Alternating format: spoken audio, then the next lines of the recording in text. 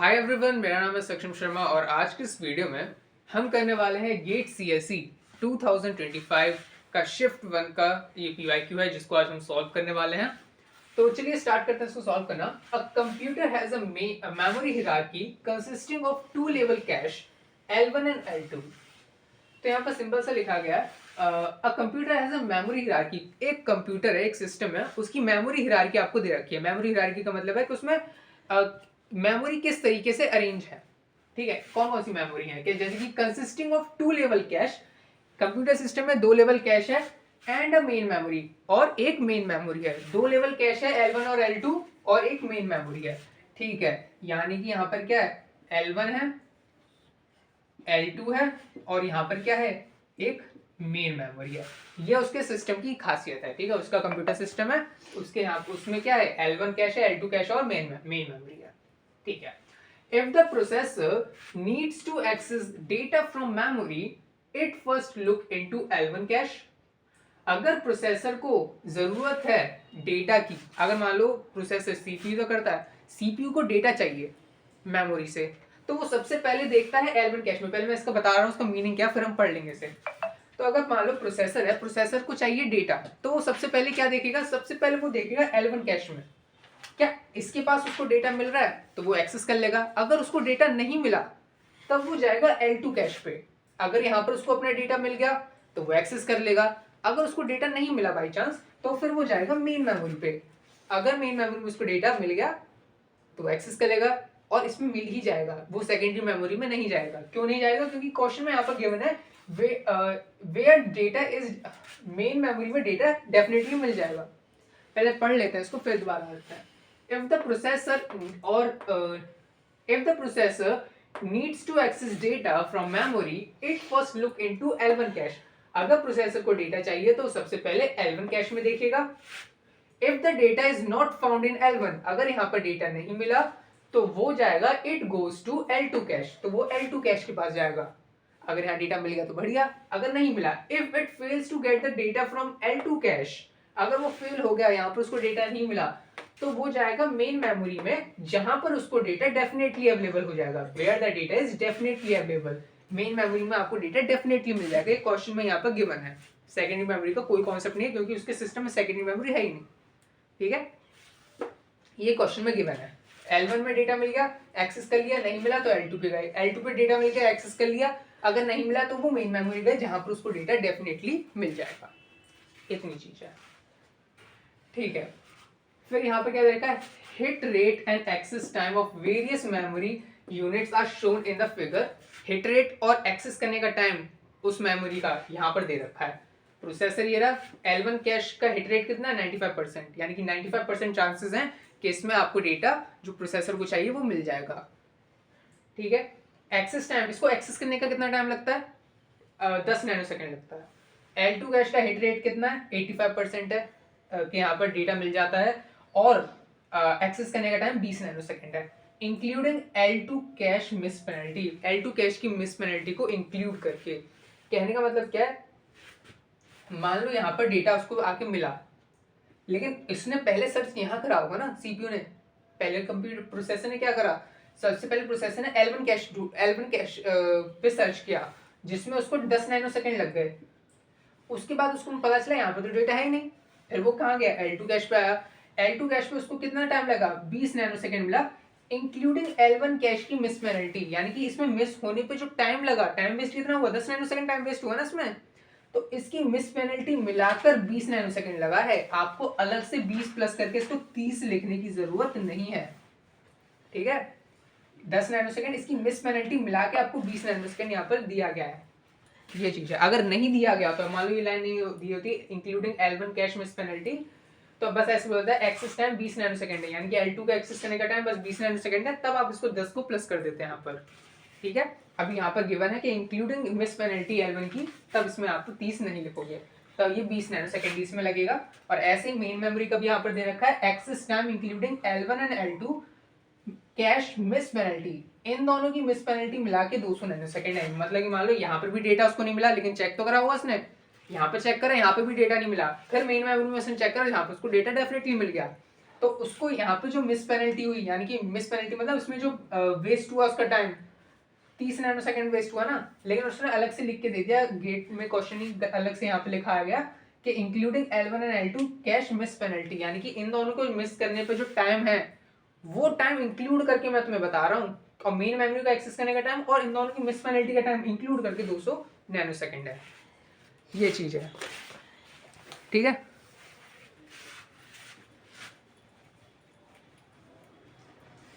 तो अब इसको हम सॉल्व कैसे करेंगे वो देखेंगे। हम इंट्यूशन समझिए क्या करना है, L1 को पहले एक्सेस करेंगे, फिर L2 को, फिर मेन मेमोरी को।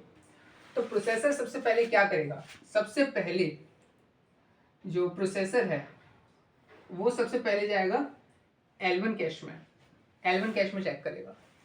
L1 कैश में दो सिनेरियो बनेंगे, या तो हिट होगा या तो मिस होगा। आपको ऐसे एग्जाम में भी करना है, ऐसी टाइप के क्वेश्चन आएंगे तो आपको ऐसे एग्जाम में करना है। प्रोसेसर ने क्या करेगा, चेक L1 कैश में चेक करेगा, या तो L1 कैश में उसको डेटा मिल जाएगा, डेटा मिलने की चांसेस कितनी है, 95% चांसेस है, 95% चांसेस है उसको यहाँ पर डेटा मिल जाएगा, ठीक है। और अगर उसको डेटा मिल जाएगा तो उसको एक्सेस कर लेगा। एक्सेस करने का टाइम कितना लगेगा, 10 नैनो सेकेंड, 10 नैनो सेकेंड। अगर उसको डेटा नहीं मिला, इसकी चांसेस कितनी है, हिट रेट, उसको डेटा मिल जाएगा, उसकी चांसेस 95% है, नहीं मिलेगा कितनी चांसेस है, 100 माइनस 95, 5% चांस है कि उसको डेटा L1 कैश में नहीं मिलेगा। तो मिस कितना रेट है, 5% उसका मिस रेट है, उसको डेटा नहीं मिलेगा। अगर उसको डेटा नहीं मिलेगा तो वो कहाँ जाएगा, वो जाएगा L2 कैश में, है ना। ये तो हमने पढ़ा, L1 कैश में जाएगा पहले, फिर L2 कैश में चेक करेगा, फिर मेन मेमोरी तो मिल ही जाएगा उसे। तो L1 कैश में अगर मिल गया, 95% चांस है कि मिल जाएगा, तो उसको एक्सेस कर लेगा। अगर नहीं मिला तो क्या 5% चांस है नहीं मिलेगा, ठीक है। तो मान लो उसको नहीं मिला तो वो क्या चेक करेगा, L2 कैश में चेक करेगा। तो L2 कैश में हम यहाँ पर क्या करेंगे, आने वाले हैं। अगर मिस हुआ, मिस होने की चांसेस क्या है, 5% है। अगर मिस हुआ तब वो किसको चेक करेगा, मिस हुआ तो L2 कैश को चेक करेगा, L2 कैश को चेक करेगा। L2 कैश से फिर दो पॉसिबिलिटी बनेंगी यहाँ पर, कौन सी दो पॉसिबिलिटी, या तो L2 कैश में हिट होगा या तो L2 कैश में मिस होगा। अगर L2 कैश में हिट हो गया, हिट होने की चांसेस कितनी है, 85% चांसेस है हिट होगा, 85% चांसेस है कि ये हिट होगा, ठीक है। हिट हो जाएगा तो वो उसको एक्सेस कर लेगा, 20 नैनो सेकंड लगेंगी। मिस पेनल्टी मिला के, यानी कि इसमें जो मिस हुआ उसकी पेनल्टी मिला के, यानी कि 10 नैनो सेकंड यहाँ पर इंक्लूड नहीं करेंगे क्योंकि इंक्लूडेड है। अगर नहीं होता तब हम यहाँ पर ये इंक्लूड करके 30 लिखते इसे, ठीक है। बार बार इसलिए बता रहा हूँ कि आपको ध्यान रहे। 0.85% हिट है। अगर मान लो मिस हो गया, L2 में मान लो मिस हो गया तो कितने चांसेस है मिस होने की, 85% चांसेस है हिट होने की। मिस होने की कितनी है, 15% चांस है। मान लो 15% चांस है मिस होने, मान लो क्या है 15% चांस है मिस होने की। अगर L2 में भी मिस हो गया तो वो कहाँ जाएगा, मेन मेमोरी में जाएगा। अब हम देखेंगे मेन मेमोरी, मेन मेमोरी में हम चेक करेंगे। मेन मेमोरी में भी दो चांस है, या तो हिट या तो मिस। होगा ही नहीं, हिट का ही बोला है, मिस हो ही नहीं सकता क्योंकि इसका सिस्टम ही ऐसा है कि मेन मेमोरी में तो डेफिनेटली मिलेगा, goes to main memory where the data is definitely available. यहाँ पर तो डेटा डेफिनेटली हिट होगा ही होगा, यानी कि हिट रेट कितना है, 100% हिट रेट है, 100% हिट रेट है। चलो मैं आपको पहली बार बता रहा हूँ तो यहाँ पर मैं 100% लिख देता हूँ, 100% हिट रेट है और 200 नैनो सेकेंड्स को लगेगा टाइम, इंक्लूडिंग इन सब की पेनल्टी मिस होने की, ठीक है। ये ग्राफ अगर आपका बन गया, सोच के वहां पर जो क्वेश्चन तो हमेशा लगाएगा, वहां पर सोच के यही आपको बनाना है। ये बन गया एक बार, उसका आपका काम आज ज्यादा हो चुका है। अब इसको बस क्या करना है, लिखना है बस यहाँ पर, और कुछ नहीं। क्या निकालना हमें, average memory access time in nano second निकालना। क्या पहले वही तो डिस्कस कर लेते। एवरेज मेमोरी एक्सेस टाइम निकालना है, कितना आपको लगेगा टाइम उस किसी भी डेटा को एक्सेस करने के लिए, आपको ये निकालना है। हर क्वेश्चन सेम टू सेम यही निकालना होता है, एवरेज मेमोरी एक्सेस टाइम। तो एवरेज मेमोरी एक्सेस टाइम क्या होगा, ठीक है। मैं चाहूँ तो ऐसे भी लिख सकता हूँ, H1 L1 में चेक करें तो हिट क्या होगा, H1 हो गया, मिस क्या होगा, M1 हो गया। इसके लिए H2 M2, तो ये मैंने अभी लिखा नहीं, लेकिन चाहो तो मैं ऐसे लिख भी सकता हूँ। चलो H1 miss 1, hit 2 miss 2, hit 3, ऐसे लिख देते हैं तो भी कोई बात नहीं। तो यहाँ पर क्या है, कैसे फॉर्मूला कैसे ड्राइव होगा, पहले इसका हिट मल्टीप्लाई इसमें टाइम कितना लगा, तो टाइम के लिए मैं क्या डिनोट करता हूँ, T1 डिनोट करता हूँ, H1 T1, इसका मैं T1 कर रहा हूँ, ठीक है T1। वैसे तो मैं डायरेक्टली आंसर लिख सकता हूँ इसका, ठीक है डायरेक्टली तो मैं इसका आंसर लिख सकता हूँ, लेकिन फॉर्मूला बस यहाँ पर मैं ड्राइव करके देख रहा हूँ। पहले मैं डायरेक्टली इसका आंसर लिख देता हूँ, उसका फॉर्मूला बाद में यहाँ पर उसके नोटेशन से लिख देंगे, लेकिन फॉर्मूले का कोई काम नहीं, आपको ऐसे बना के खुद ही निकालना पड़ेगा। अब सिंपल क्या करो, हिट से स्टार्ट करो, L1 में हिट हुआ तो कितना 95%, अब इसको डेसिमल में लिख दो, 0.95 मल्टीप्लाई 10 नैनोसेकंड। अगर L1 में हिट हुआ तो 10 नैनोसेकंड लगेंगे उसको एक्सेस करने में, प्लस 0.05% चांसेस है मिस होने की, ये ना 5% मिस होने की, 0.05% चांसेस है मिस होगा। मिस हुआ तब हम उसमें L2 में चेक करेंगे उसका हिट कितना है 85, 0.85 मल्टीप्लाई कितना टाइम लगेगा 20 नैनोसेकंड, 20 नैनोसेकंड, प्लस अगर मिस हो गया 0.15% चांस है मिस होने के, चांस से नहीं मिलेगा डेटा आपको, तब आप क्या करोगे, तब आप मेन मेमोरी में जाओगे, मेन मेमोरी में आपको 100% चांस से डेटा मिल जाएगा। तब आप क्या करोगे, मेन मेमोरी में जाओगे तो आपको वहां पर 100% चांस है, 100% को कैसे लिखेंगे डेसिमल में 100% चांसेस है आपको डेटा मिल जाएगा, और उसमें टाइम आपको लगेगा 200 नैनोसेकंड। ये चीज हमने आपको वहीं पर एज इट इज लिख दी, ठीक है। कोई ब्रैकेट में गलती कर देते हैं, ब्रैकेट में गलती नहीं करनी है।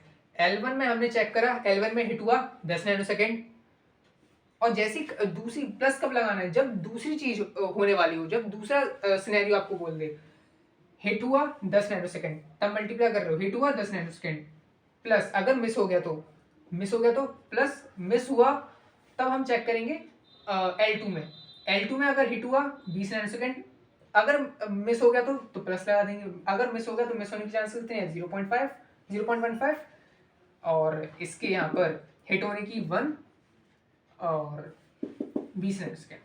तो आप या तो इसको लॉजिकली सोच लो, क्योंकि थोड़ी देर आपको खुद बैठ के इसको सोचना पड़ेगा कैसे ये चीजें काम कर रही हैं, खुद ही सोचना पड़ेगा। ये मैं बताने जितना था उतना बता चुका हूँ, हिट वाला कितना मिस होगा, मिस होने के बाद फिर हिट होने का, फिर मिस होने का, फिर ऐसे करते, ठीक है। फॉर्मूला लिखना चाहो तो खुद भी आप इसका फॉर्मूला क्या है ड्राइव कर सकते हो। अगर मैं इसको क्या करूँ, इसको पहले मैं आंसर निकाल देता हूँ, इसको सॉल्व करूंगा, इसको सॉल्व करने के बाद कितना आंसर आएगा 9.5 प्लस 0.05।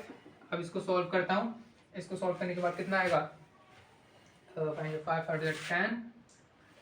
चलो कैलकुलेटर में ही कर लेते हैं इसको सॉल्व।